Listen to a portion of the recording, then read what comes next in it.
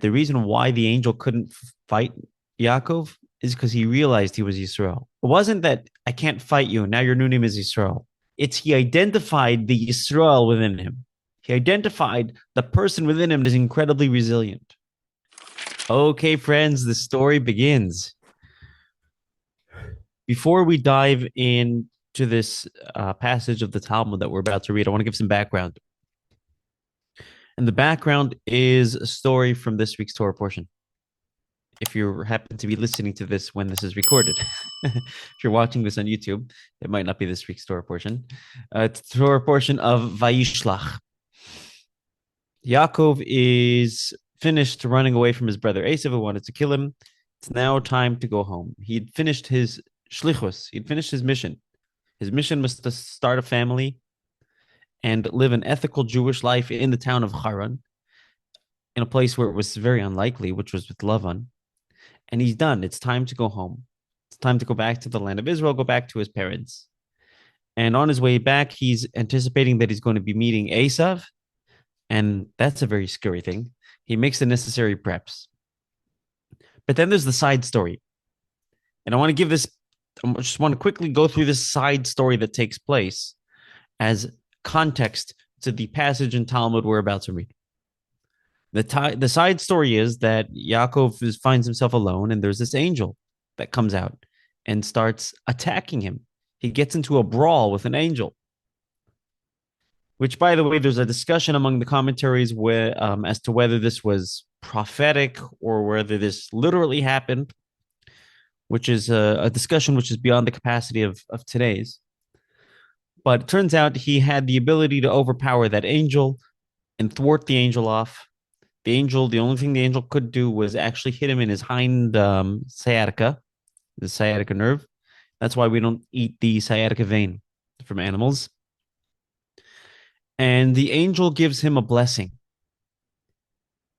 You're not going to be called Yaakov anymore. You're now going to be called Yisrael. You have a new name.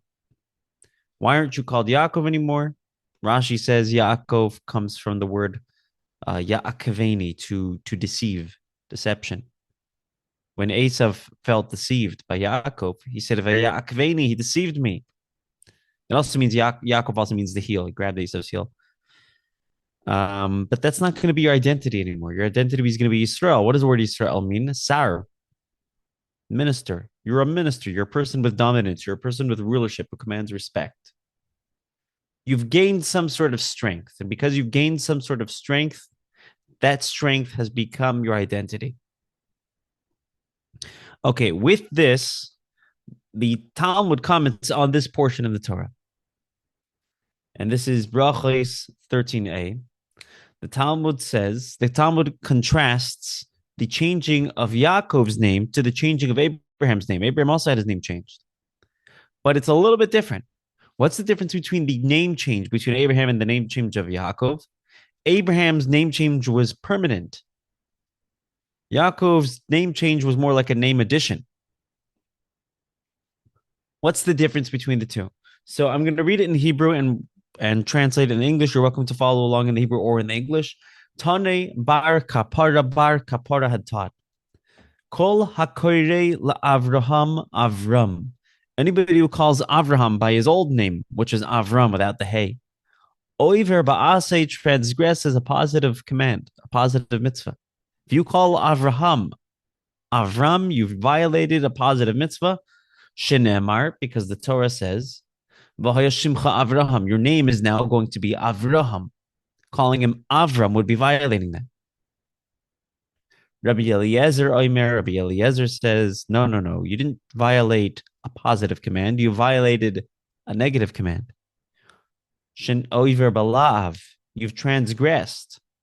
Shenem, you didn't just miss an opportunity, but you transgressed. Shenemar, because the pasuk says that the verse says, "V'lo yikari oides shimcha Avram." You shall not call your name Avram anymore. You call Avraham. You've violated a command. Debate whether it's a positive command that you've violated or a negative command that you've violated. The next line, the Talmud says, "Elama'ata." If that's the case, Hakoire l'Sara Sarai hachinami. Is that the case if you call Sarah Sarai? She had her name changed as well. The Talmud says that situation's not exactly the same. The next paragraph, Hasam over there, Kuchabrichu Amar la Avram. Over there, it wasn't a command; it was more of a fact. God told Avram, "Sarai ishtecha loy sikra es shema." Your wife Sarai. That's not going to be her name anymore. Ki Sarah Shema. Her name is now Sarah. Over there wasn't a command; it was a revelation. Her name is not Sarai; it's Sarah. Right? It wasn't the command; it was a revelation. Then the Talmud says, "What about Yaakov?" Elama'ata, how now Hakoire Yaakov Yaakov. Yaakov's name was changed to Yisrael. It was Jacob, now it's Israel. So if somebody calls him Yaakov, Hachinami, is that to a transgression? And the Talmud answers, Shani Hasam, it's not comparable. You can't compare Yaakov's name change to Avraham's name change. Why? The Hader Adrei Kra, because after his name was changed from Yaakov to Yisrael, the Torah then again refers to him as Yaakov once again. God said to Israel, to Yisrael, in a vision at night, and he said, Yaakov, Yaakov. The Torah is narrating. God says to Israel, Yaakov, Yaakov, as if God's calling him Yaakov again. God is explicitly saying that you cannot call Avraham, his old name Avram, yet God intentionally calls Yaakov and not just Israel. He took on an additional name. So if we were to summarize the ruling of this Talmud, it's a sin to call Avraham by his old name, yet Yaakov keeps both names. Now, the truth is, this can almost be in parentheses here, but I think it's worth mentioning. If you look in any halachic codes, you can look in the Rambam's halachic code, the Mishnah Torah. You could look in the Shulchan Aruch, the code of Jewish law, where it synthesizes the rulings of the Talmud. You will not find this passage in the Talmud. You will not find this ruling. Not there. Why not? So there's several different opinions here, but one opinion says that it's not a literal prohibition. In other words, this portion of Talmud is not halacha as much as it is agadata. Remember, we had distinctions between halacha and agadata. Halacha is the laws of the Talmud. Agadata is the philosophy and ethics of the Talmud. And the fact that Maimonides and other halachic codes don't quote this implies that this is not halacha, but this is actually agadata. Which means when the Talmud says if you call Avram, you're transgressing, it's not a literal transgression. It just means there's something wrong here with doing it philosophically, but not necessarily halachically.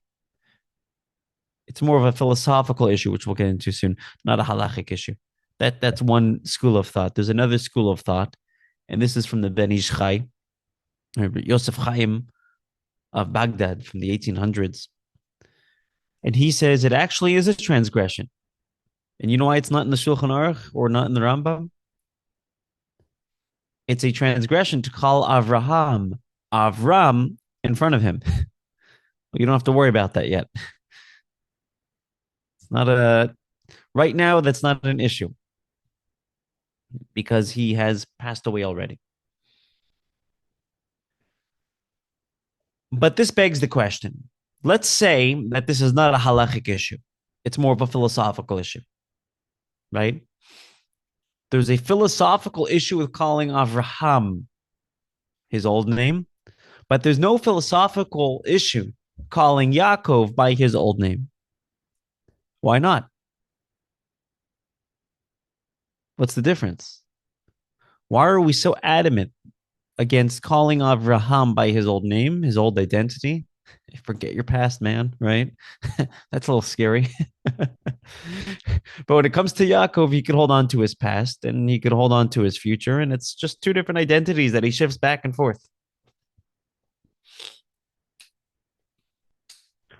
The Or HaChaim. The Or HaChaim is one of the biblical commentaries, one of the classic commentaries on the Torah. He's a fun commentary. He's fun because he's interesting. He gets into he pokes at at Torah from different angles. He'll expose you to Kabbalah, he'll expose you to halacha, he'll expose you to philosophy, to simple interpretation. Apparently, by the way, when he had authored his commentary, he wasn't planning on being a biblical commentator. He was a rabbi who was studying Torah with his daughters. And what emerged was interesting conversation that they felt was worth writing down and ultimately turned into a book.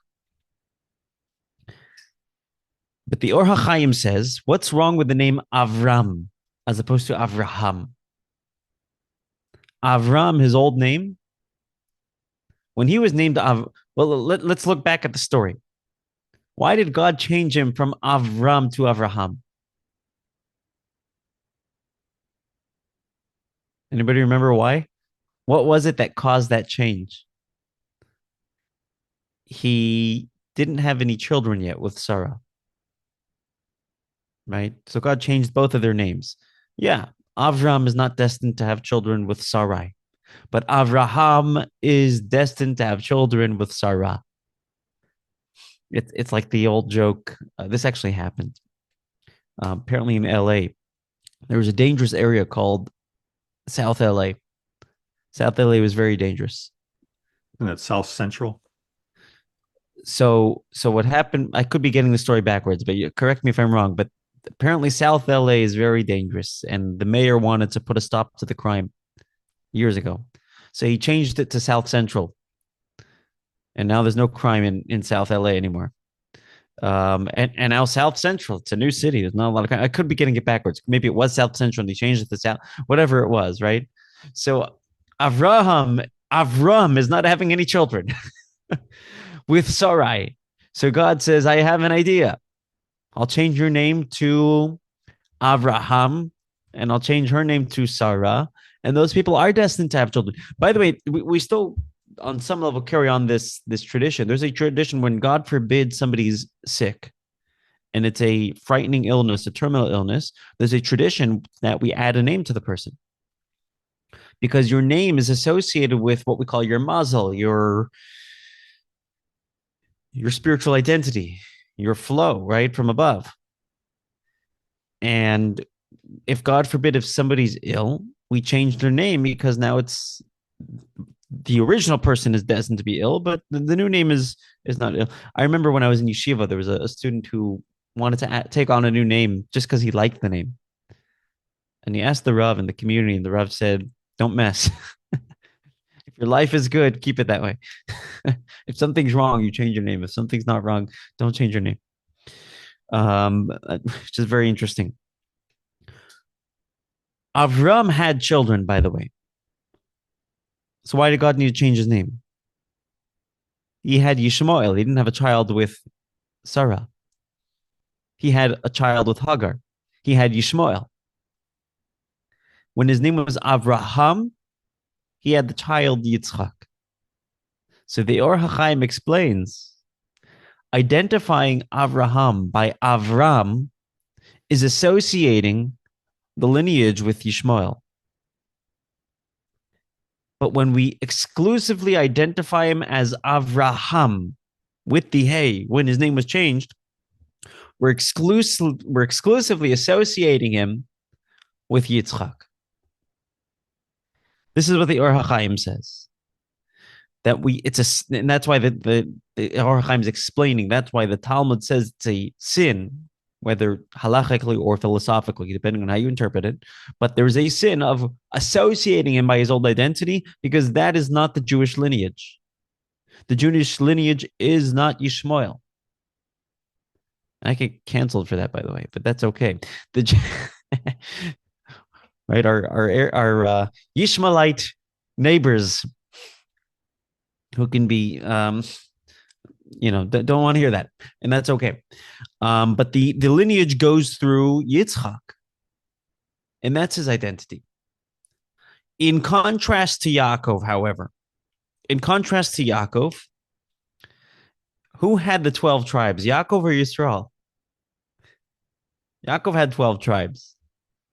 Yisrael, 12 tribes, right? It's one and the same. It's kind of one. It's not a separate identity in that way. It's not a separate familial identity. which is why the Torah is so adamant about not calling Avraham. Yet you could call Yisrael Yaakov, and we do call Yisrael Yaakov. We go back and forth.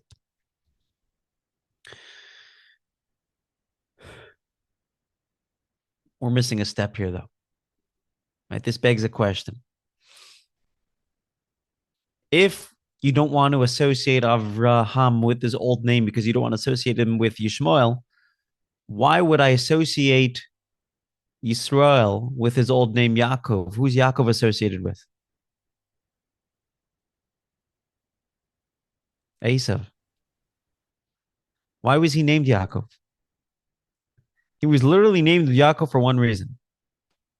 Because he grabbed onto the heel of Esav.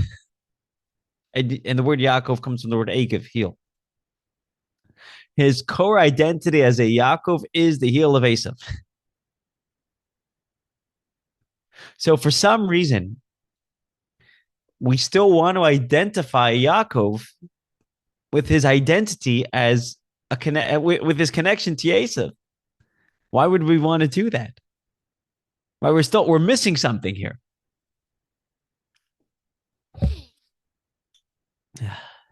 If you were to put on the lenses of the teachings of the Lubavitcher Rebbe, you've learned a lot of the teachings from the Lubavitcher Rebbe, and you've seen his style. What do you think the Rebbe might say? The answer is that's his job, is to deal with Esav. His job is to deal with Esav. His job is not to run away with Esav, from Esav. A shliach's job is to go to where he finds himself and not run away from the challenges, but to transform the challenges. If he were to just retain the Yisrael identity, what he would be doing is saying, I'm going to live above my problems and I'm going to sweep them under the rug because there's a part of me that's above them and I'm going to forget about the actual issues themselves. And I'm not going to try to transform the world around me.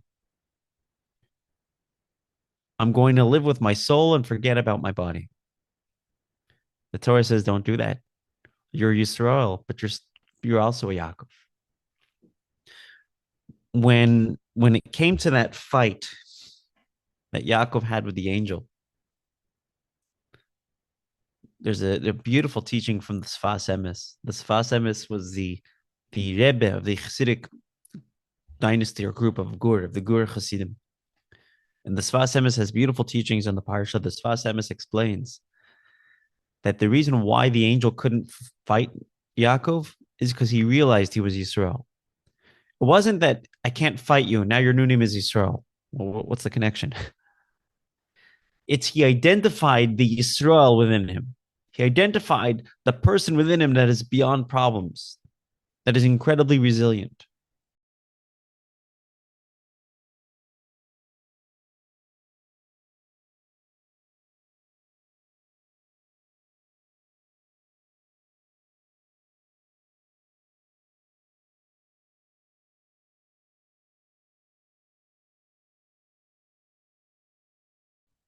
And the person that is deep within our soul, that is incredibly resilient and doesn't get intimidated by issues, the Sar, the minister within, because that's why he was called Israel, he identified that within him.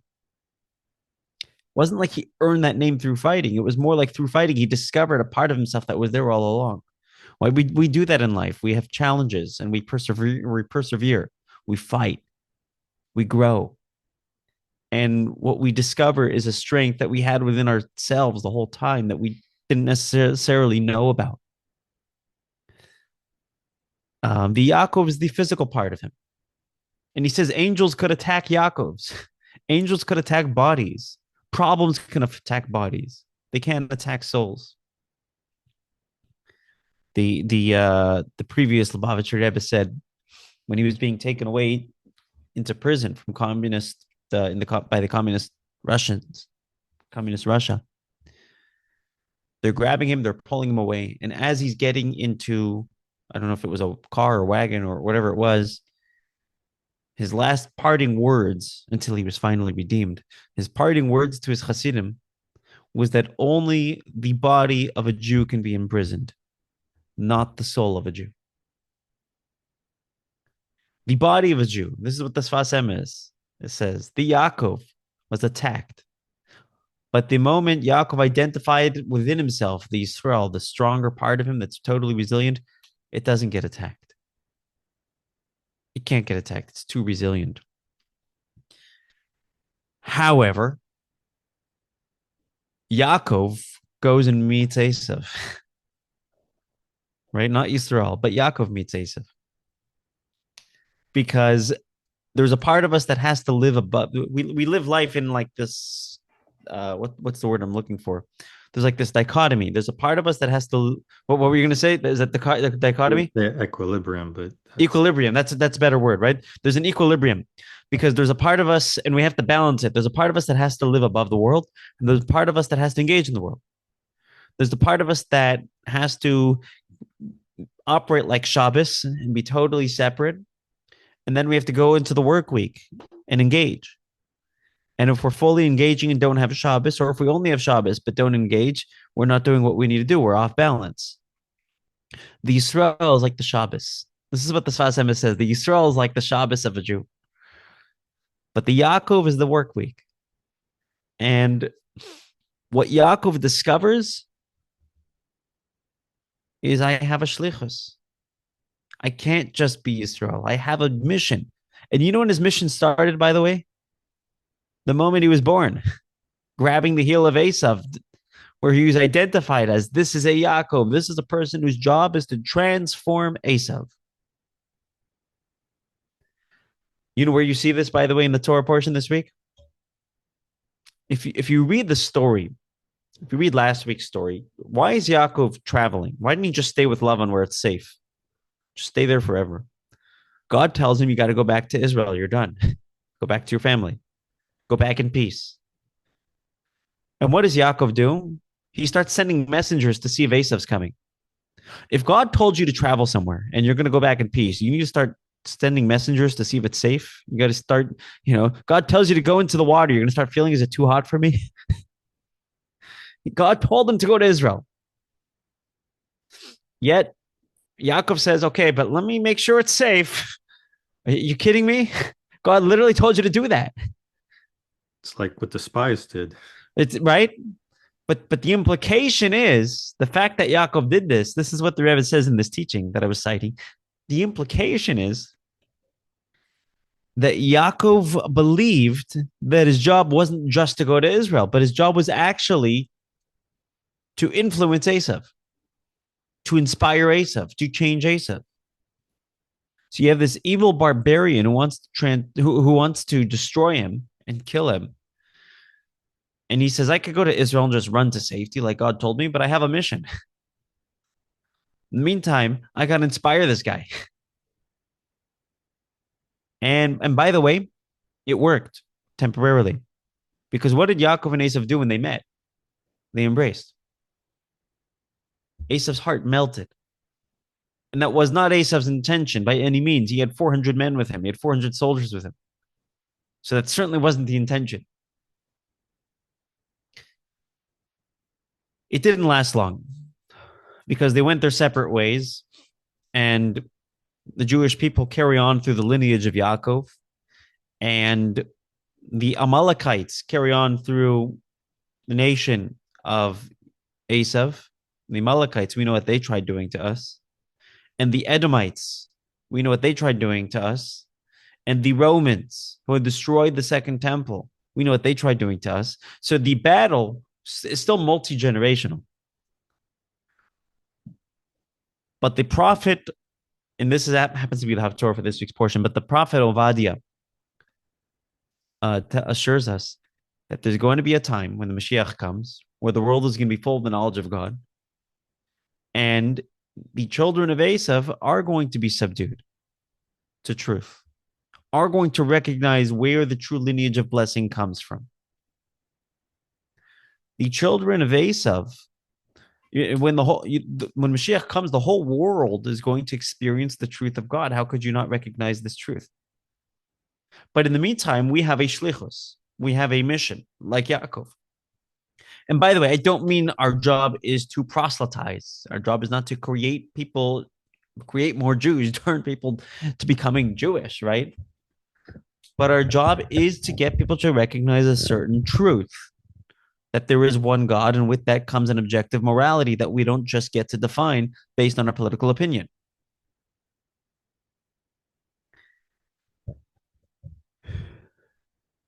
On the other hand, we can't get swamped up in politics and get swept up by what the world thinks. We have to be the Yisrael, right? There's this equilibrium. There is this the Yisrael part of us, the part of us that's above problems. There's the Yaakov part of us, the part of us that has to deal with problems, and we got to deal with both of these. We got to manage both of these.